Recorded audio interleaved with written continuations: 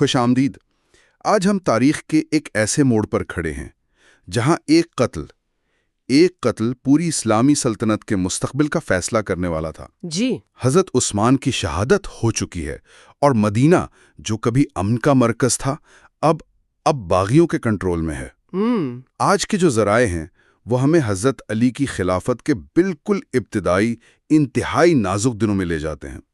ہم یہ سمجھنے کی کوشش کریں گے کہ ایک نئی خلافت بحران کی آگ میں کیسے جنم لیتی ہے۔ بالکل، اور یہ کوئی عام بحران نہیں تھا۔ چیلنج صرف یہ نہیں تھا کہ ایک نیا خلیفہ چن لیا جائے، بلکہ اصل مسئلہ تو یہ تھا کہ ریاست کی رٹ کیسے بحال کی جائے جب دارالحکومت پر ہی قاتلوں کا قبضہ ہو۔ بالکل، جب شہر پر ان لوگوں کا قبضہ ہو جنہوں نے پچھلے خلیفہ کو قتل کیا ہے۔ آج ہم دیکھیں گے کہ حضرت علی نے ان پیچیدہ حالات میں استحکام اور انصاف کے جو متضاد مطالبات تھے انہیں کس طرح سنبھالنے کی کوشش کی۔ اچھا، ہماری گفتگو خاص طور پر ان کی فوری حکمت عملیوں، نظام کی اصلاح کی کوششوں اور مالک الاشتر جیسی متنازع شخصیات سے نمٹنے کے طریقوں پر مرکوز رہے گی۔ تو آئیے پھر اس وقت کے مدینہ سے ہی شروع کرتے ہیں جب ہم ذرائع کو دیکھتے ہیں، مطلب تاریخ تبری ہے، البدایہ و نہایہ۔ جی، تو وہ ہمیں کیسی تصویر دکھاتے ہیں؟ شہر میں شہادت کے فوراً بعد اصل صورتحال تھی کیا؟ جو تصویر ابھرتی ہے وہ مکمل افراتفری کی ہے۔ مصر، کوفہ اور بصرہ سے آئے ہوئے تقریباً 2 سے 2,500 باغی وہ صرف شہر میں موجود ہی نہیں تھے بلکہ امراً شہر ان کے قبضے میں تھا۔ اچھا، مطلب پورا شہر ان کے کنٹرول میں تھا۔ جی، گلیاں غیر محفوظ تھیں، لوگ خوفزدہ تھے اور ریاست کا کوئی کنٹرول نظر ہی نہیں آتا تھا۔ جب ہم طبری جیسے مورخین کو پڑھتے ہیں تو وہ اکثر مختلف یہاں تک کہ متضاد روایات بھی اکٹھی کر دیتے ہیں۔ اس سے ہمیں اس وقت کے انتشار اور کنفیوژن کا براہ راست احساس ہوتا ہے کہ کسی کو کچھ سمجھ نہیں آ رہا تھا کہ ہو کیا رہا ہے۔ یعنی ایک پاور ویکیوم حکومت کا خلا پیدا ہو چکا تھا اور باغی اس خلا کو پر کر رہے تھے۔ بالکل۔ ایسے میں حضرت علی کے سامنے سب سے پہلا اور بڑا چیلنج کیا تھا؟ ظاہر ہے سب کی نظریں تو قصاص پر لگی ہوں گی۔ بالکل، اور یہی تو سب سے بڑا مخمصہ تھا۔ ایک طرف قصاص کا شرعی اور عوامی مطالبہ تھا، خاص طور پر بنو امیہ اور دوسرے بڑے صحابہ کی طرف سے، لیکن دوسری طرف زمینی حقیقت یہ تھی کہ قاتل کوئی 1 یا 2 افراد نہیں تھے بلکہ ایک بڑا مسلح گروہ تھا جس کا مدینہ پر کنٹرول تھا۔ تو ان سے فوری قصاص لینے کا مطلب تھا؟ اس کا مطلب تھا مدینہ کی گلیوں میں ایک ایسی خانہ جنگی شروع کرنا جس میں شاید انصار اور مہاجرین کے گھرانے بھی پس جاتے۔ تو یہ ہمیں قیادت کے ایک بنیادی اصول سے روشناس کراتا ہے۔ کیا فوری انصاف قائم کرنا زیادہ اہم ہے، چاہے اس سے ریاست ہی ٹوٹ جائے، یا پھر ریاست کو بچانے کے لیے انصاف میں تاخیر کرنا قابل قبول ہے؟ آپ نے بالکل صحیح نقطہ اٹھایا ہے۔ حضرت علی کو پہلے ہی دن اس ناممکن انتخاب کا سامنا تھا۔ تو انہوں نے کیا فیصلہ کیا؟ ابن سعد کی روایت کے مطابق حضرت علی کا موقف بالکل واضح تھا۔ پہلی ترجیح امن قائم کرنا، حکومت کو مستحکم کرنا اور لوگوں کو ایک خلیفہ کی بیعت پر متحد کرنا ہے۔ اچھا، ان کا خیال تھا کہ جب تک ریاست اپنے پیروں پر کھڑی نہیں ہو جاتی وہ قصاص لینے کی پوزیشن میں نہیں ہوں گے۔ بالکل، وہ اس پوزیشن میں ہی نہیں ہوں گے۔ لیکن یہ ایک ایسی منطق تھی جسے سمجھنا تو آسان تھا مگر قبول کرنا بہت مشکل۔ لیکن کیا اس سیاسی مصلحت کو ہر کوئی قبول کر سکتا تھا، خاص طور پر وہ لوگ جو انصاف کو ہر چیز پر مقدم سمجھتے تھے؟ یہیں سے تو اصل اختلاف نے جنم لیا ہوگا، ہے نا؟ یقیناً حضرت طلحہ، حضرت زبیر اور بعد میں حضرت عائشہ جیسے جلیل القدر صحابہ کے لیے یہ تاخیر ناقابل قبول تھی۔ ان کا کیا موقف تھا؟ ان کا موقف تھا کہ انصاف پر کوئی سمجھوتا نہیں ہو سکتا۔ ان کے نزدیک خلیفہ کی پہلی ذمہ داری قاتلوں کو سزا دینا ہے، باقی سب کچھ بعد میں آتا ہے۔ تو یہیں سے وہ بنیادی نظریاتی اختلاف شروع ہوا۔ جی، یہی وہ بنیادی نظریاتی اختلاف تھا جو آگے چل کر جنگ جمل جیسے المناک واقعات کا سبب بنا۔ تو حضرت علی کے خلافت کا آغاز ہی اس کشمکش سے ہوا کہ ریاست پہلے یا انصاف پہلے۔ اور اس کشمکش کے مرکز میں صرف نظریات نہیں تھے بلکہ کچھ مخصوص چہرے بھی تھے۔ ذرائع میں ایک نام بار بار آتا ہے جو اس بغاوت کا چہرہ بن گیا، مالک الاشتر۔ یہ کون تھے اور ان کا اس پورے معاملے میں کیا کردار تھا؟ مالک الاشتر نخعی وہ کوفہ کے ایک انتہائی طاقتور اور با اثر قبائلی سردار تھے۔ وہ ایک بہت بہادر جنگجو تھے لیکن ساتھ ہی ان کا مزاج انتہائی تند اور سرکش تھا۔ اچھا، ابن کثیر اور ابن خلدون جیسے مورخین انہیں حضرت عثمان کے محاصرے میں شامل تو بتاتے ہیں، لیکن اس بات پر اختلاف ہے کہ آیا وہ براہ راست قتل میں ملوث تھے یا نہیں۔ لیکن ہمارے پاس جو ماخذ ہے وہ تو ایک بہت ہی سنگین تصویر پیش کرتا ہے، خاص طور پر ایک واقعے کے ذریعے۔ جی، آپ ام المومنین حضرت صفیہ کے ساتھ پیش آنے والے واقعے کی بات کر رہی ہیں۔ جی بالکل۔ وہ تو ایک ناقابل یقین حد تک سنگین الزام ہے۔ کیا ہوا تھا؟ ماخذ امام بخاری کی تاریخ الکبیر سے لے کر ابن حجر کی الاصابہ تک کئی کتابوں کا حوالہ دیتا ہے۔ روایت یہ ہے کہ جب حضرت عثمان اپنے گھر میں محصور تھے اور ان کا کھانا پانی بند کر دیا گیا تھا تو ام المؤمنین حضرت صفیہ نے ان تک کچھ سامان پہنچانے کی کوشش کی۔ وہ اپنے خچر پر سوار ہو کر آئیں، لیکن مالک الاشتر نے ان کا راستہ روک لیا۔ ام المؤمنین کا راستہ روک لیا؟ اس سے اندازہ ہوتا ہے کہ اس وقت مدینہ میں باغیوں کی جرأت کس حد تک بڑھ چکی تھی کہ کسی کا احترام ہی باقی نہیں رہا تھا۔ بالکل۔ اور صرف راستہ ہی نہیں روکا، روایت کے مطابق اس نے ان کے خچر کو اتنی زور سے مارا کہ وہ گرنے کے قریب ہو گئیں۔ یا اللہ! اس پر حضرت صفیہ نے غصے میں اسے کتا کہا اور یہ کہتے ہوئے واپس چلی گئیں کہ میں خود کو رسوا نہیں کروانا چاہتی، کہیں یہ شخص میری بے حرمتی نہ کر دے۔ یہ واقعہ اگر درست ہے تو یہ صرف ایک بدتمیزی نہیں، یہ اس وقت کے اخلاقی زوال اور باغیوں کی ذہنیت کی علامت ہے کہ وہ امہات المؤمنین تک کی حرمت پامال کرنے کو تیار تھے۔ اور یہ کردار صرف ایک واقعے تک محدود نہیں تھا۔ ذرائع ہمیں بتاتے ہیں کہ ان کے بارے میں خدشات بہت پہلے سے موجود تھے، یہاں تک کہ حضرت عمر کے دور سے۔ جی، ایک بہت دلچسپ روایت امام احمد کی کتاب العلل سے نقل کی گئی ہے۔ کیا روایت ہے وہ؟ کہا جاتا ہے کہ حضرت عمر فاروق نے ایک بار اشتر کو دیکھ کر دعا کی تھی کہ اے اللہ، امت محمدیہ کو اس کے شر سے محفوظ رکھ، اور مبینہ طور پر یہ پیشگوئی بھی کی کہ اس شخص کی وجہ سے مسلمانوں پر ایک بہت برا دن آئے گا۔ اچھا۔ اسی طرح حضرت عائشہ سے منسوب ایک بد دعا کا بھی ذکر ہے جس میں انہوں نے قاتلین عثمان کا نام لے کر اشتر کے خلاف بد دعا کی تھی۔ ماخوذ ان واقعات کو جوڑ کر یہ تاثر دیتا ہے کہ اشتر کی شخصیت شروع سے ہی فتنے کا باعث تھی۔ لیکن سب سے چونکا دینے والی بات تو وہ ہے جسے ماخذ ان کا اعترافی بیان کہتا ہے۔ جب حضرت علی نے حضرت ابن عباس کو بصرہ کا گورنر مقرر کیا تو اشتر کا رد عمل کیا تھا؟ یہ اس کہانی کا سب سے اہم موڑ ہے۔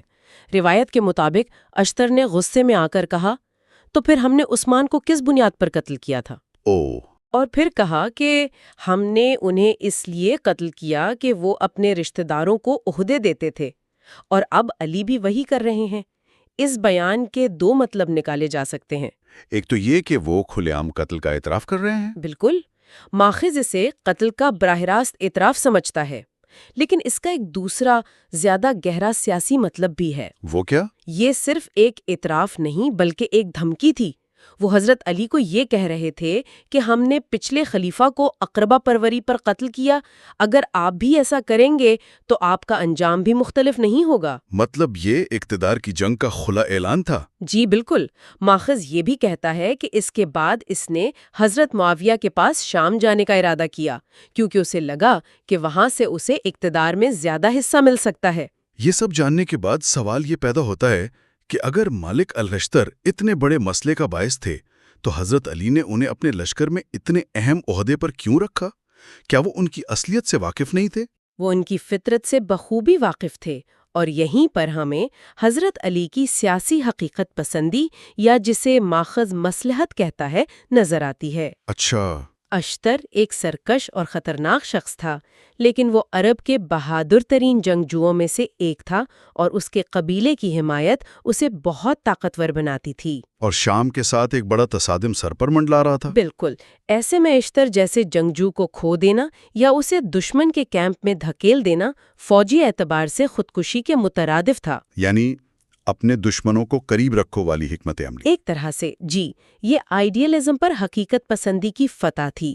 حضرت علی کو ایک ناقص مگر طاقتور اتحادی اور ایک ممکنہ خانہ جنگی میں سے ایک کا انتخاب کرنا تھا۔ تو انہوں نے ریاست کی وسیع تر مفاد کو ترجیح دی۔ جی، ماخذ میں حضرت علی کے ایک خط کا بھی ذکر ہے جو انہوں نے اشتر کو لکھا، جس میں انہوں نے واضح کیا کہ انہیں آنے والی جنگ کے لیے اس کی بہادری اور جنگی مہارت کی ضرورت ہے۔ اس سے ظاہر ہوتا ہے کہ وہ اس کی صلاحیتوں کو استعمال کر رہے تھے جبکہ اس کی خامیوں اور خطرناک عزائم سے پوری طرح آگاہ تھے۔ تو ایک طرف تو وہ ایسے متنازع افراد کو قابو میں رکھنے کی کوشش کر رہے تھے، لیکن کیا ان کا کوئی بڑا منصوبہ بھی تھا؟ میرا مطلب ہے کہ کیا وہ صرف بحران سے نمٹ رہے تھے یا نظام کی اصلاح کا کوئی ویژن بھی رکھتے تھے؟ یہ بہت اہم نقطہ ہے۔ ذرائع گورنروں کے نظام میں ایک بڑی تبدیلی کا ذکر کرتے ہیں۔ جی، حضرت علی صرف آگ بجھانے کی کوشش نہیں کر رہے تھے، وہ اس آگ کی جڑ کو ختم کرنا چاہتے تھے۔ اگر ہم وسیع تناظر میں دیکھیں تو حضرت عثمان کے خلاف بغاوت کی سب سے بڑی وجوہات میں سے ایک ان کے مقرر کردہ گورنر تھے۔ ان میں سے اکثر کا تعلق ان کے قبیلے بنو امیہ سے تھا اور ان پر اقربا پروری، بدعنوانی اور عوام پر سختی کرنے کے الزامات تھے۔ یہی شکایات بغاوت کا ایندھن بنی تھیں۔ تو حضرت علی کا پہلا بڑا انتظامی قدم اس پورے سیٹ اپ کو بدلنا تھا؟ بالکل، خلیفہ بنتے ہی انہوں نے پہلا کام یہ کیا کہ تمام صوبوں کے گورنروں کو معزول کر دیا۔ یہ ایک انتہائی جرأت مندانہ اور انقلابی قدم تھا۔ اس کا مقصد کیا تھا؟ صرف چہرے بدلنا؟ نہیں، صرف چہرے بدلنا نہیں تھا۔ مقصد عوام کو یہ پیغام دینا تھا کہ پرانا نظام ختم ہو چکا ہے اور اب حکومت میرٹ اور تقوی کی بنیاد پر چلے گی۔ وہ ریاست پر عوام کا کھویا ہوا اعتماد بحال کرنا چاہتے تھے۔ اور ان کی جگہ جو نئے گورنر مقرر کیے گئے، ان کے انتخاب میں کیا خاص بات تھی؟ ان کا انتخاب بہت سوچ سمجھ کر کیا گیا تھا۔ مثال کے طور پر مصر جیسے امیر اور سیاسی طور پر اہم صوبے کے لیے انہوں نے قیس بن سعد کو بھیجا۔ اچھا۔ جو ایک انتہائی زیرک اور غیر متنازع انصاری صحابی تھے۔ ان کا کسی گروہ سے تعلق نہیں تھا اور وہ اپنی دیانتداری کے لیے مشہور تھے۔ اور دوسرے صوبوں میں؟ اسی طرح بصرہ، جو بغاوت کا ایک مرکز تھا، وہاں عثمان بن حنیف کو بھیجا گیا جو اپنی انتظامی صلاحیتوں کے لیے جانے جاتے تھے۔ اور کوفہ، جو سب سے زیادہ غیر مستحکم شہر تھا، وہاں حضرت عمار بن یاسر جیسے بزرگ صحابی کو بھیجا گیا جن کا وہاں بہت احترام تھا۔ یعنی ہر انتخاب اس صوبے کی ضرورت کے مطابق تھا۔ جی بالکل۔ لیکن یہ منصوبہ اتنا سیدھا نہیں رہا ہوگا۔ ایک ہی جھٹکے میں سلطنت کے تمام طاقتور گورنروں کو ہٹا دینا، اس پر شدید رد عمل تو آیا ہوگا۔ بالکل، اور سب سے بڑی رکاوٹ شام سے آئی۔ باقی تمام گورنروں نے تو ہچکچاہٹ کے بعد فیصلہ مان لیا، لیکن شام کے گورنر حضرت معاویہ نے صاف انکار کر دیا۔ اور ان کا انکار اتنا خطرناک کیوں تھا؟ ان کا انکار کئی وجوہات کی بنا پر بہت خطرناک تھا۔ اول تو وہ کوئی عام گورنر نہیں تھے، وہ تقریباً 20 سال سے شام پر حکومت کر رہے تھے اور وہاں ان کی جڑیں بہت مضبوط تھیں، ان کی فوج ان کی وفادار تھی اور عوام ان سے خوش تھے۔ اور دوسری وجہ؟ دوم، وہ حضرت عثمان کے قریبی رشتہ دار ان کے کزن تھے۔ اس رشتے نے انہیں ایک بہت طاقتور نعرہ دے دیا، خلیفہ کے خون کا قصاص۔ اچھا۔ انہوں نے اپنی معزولی کے حکم کو ماننے سے انکار کر دیا اور مطالبہ کیا کہ جب تک قاتلین عثمان کو سزا نہیں دی جاتی وہ نئے خلیفہ کی بیعت نہیں کریں گے۔ تو انہوں نے ایک انتظامی حکم کو ایک سیاسی اور جذباتی مطالبے میں بدل دیا۔ جی، اور یہی ان کی سیاسی ذہانت تھی۔ انہوں نے حضرت علی کی اصلاح کی کوشش کو ان کی کمزوری کے طور پر پیش کیا۔ انہوں نے یہ تاثر دیا کہ چونکہ خلیفہ قاتلوں کو سزا نہیں دے رہے، اس لیے وہ خود اس کام کے لیے اٹھ کھڑے ہوئے ہیں۔ اور اسی ایک انکار نے حضرت علی کے اصلاحی منصوبے کو پٹری سے اتار دیا اور پوری سلطنت کو 2 حصوں میں تقسیم کر دیا، جس کا انجام صفین کی جنگ کی صورت میں نکلا۔ تو جب ہم ان تمام ٹکڑوں کو جوڑتے ہیں تو ہمیں ایک ایسی خلافت کی تصویر نظر آتی ہے جو شروع سے ہی 2 محاذوں پر جنگ لڑ رہی ہے۔ جی، ایک اندرونی محاذ جہاں مدینے میں باغی قابض ہیں اور انصاف کے مطالبے زور پکڑ رہے ہیں، اور دوسرا بیرونی محاذ جہاں ایک طاقتور گورنر کھلی بغاوت پر آمادہ ہے اور نظام کی اصلاح کو روک رہا ہے۔ بالکل درست۔ حضرت علی کی ابتدائی حکمت عملی بالکل واضح تھی۔ پہلے اندرونی استحکام قائم کرو، پھر نظام میں اصلاحات لاؤ، اور آخر میں ریاست کو مضبوط کرو۔ لیکن ایسا ہو نہ سکا۔ لیکن شام سے آنے والے انکار اور مکہ و بصرہ سے قصاص کے بڑھتے ہوئے مطالبات نے یہ واضح کر دیا کہ استحکام کا یہ عمل پرامن نہیں ہو سکتا۔ اصلاح کی ہر کوشش تصادم کو دعوت دے رہی تھی۔ خانہ جنگی کے لیے میدان تقریباً سج چکا تھا۔ آخر میں ایک سوال جو یہ ساری گفتگو ذہن میں چھوڑ جاتی ہے، ذرائع حضرت علی کی مصلحت اور سیاسی حقیقت پسندی پر روشنی ڈالتے ہیں، خاص طور پر مالک الاشتر جیسے لوگوں کے ساتھ ان کے برتاؤ میں۔ یہ قیادت کے بارے میں ایک لازوال سوال اٹھاتا ہے۔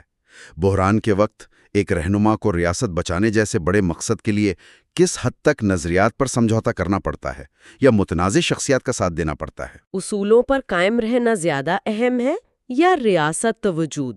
بالکل، اور اس کا کوئی آسان جواب نہیں ہے۔